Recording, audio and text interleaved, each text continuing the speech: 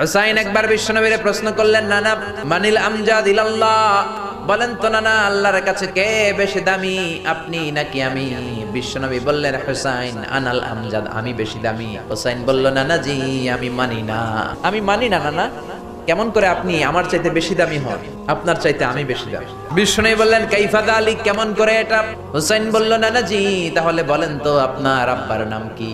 বিশ্বনবী বললেন, আমার আব্বার নাম হলো আব্দুল্লাহ। হুসাইন বলেন, নানা আপনার আব্বা আব্দুল্লাহ কি কোন নবীর মেয়ের জামাই নাকি? বলেন, আমার আব্বার নাম হলো আলী কাররামাল্লাহু ওয়াজহা। আমার আব্বা হলো শেরে খোদা, দুনিয়ার সব কাফির মুশরিকদের জন্য আল্লাহ আমার আব্বারে বাঘ বানিয়ে পাঠিয়েছে। বিষ্ণু বললেন, তাই তো। আবার হুসাইন প্রশ্ন করলেন, নানা বলেন তো আপনার আম্মার নাম কি? বিষ্ণু বললেন, আমার মায়ের নাম আমিনা।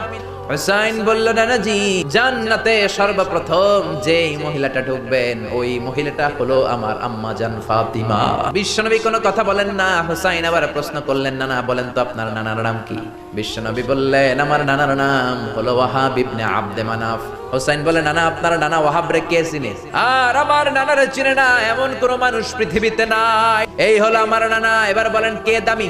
বিশ্বনবী আর ধৈর্য ধারণ করতে পারেন না, ধা ধা করে চোখের পানিগুলো ছেড়ে হোসাইনকে বুকের মধ্যে জড়িয়ে ধরেন আর বলেন, হোসাইন তুমি ঠিকই বলেছো, আসলে আমি নবীর চাইতে তোমার দাম আল্লাহর কাছে কোটি কোটি গুণ বেশি। কোন সুবহানাল্লাহ।